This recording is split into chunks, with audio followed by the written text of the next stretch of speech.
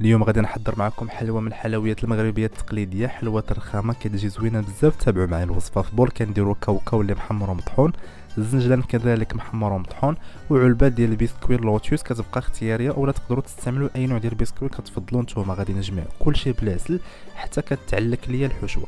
فكناخذ ديك الحشوه اللي وجدنا، غادي نحاول نطلقها وغادي نشكلها على شكل مستطيل. في هذا الاثناء هادو كنكون وجدت شوكولا بيضاء ذوبتها، فكنديرها هكا من الفوق وكنسرحها مزيان على الحشوه.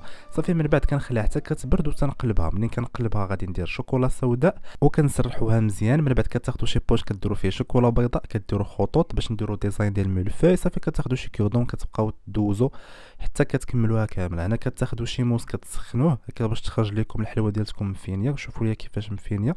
صافي وتنقطعها على شكل معينات، ما بين كل تقطيعه وتقطيعه كتمسحوا الموس باش ما ترونش لكم، وكديروها في قويطات. هذا كيجي الشكل النهائي ديالها، وبصحه وراحه.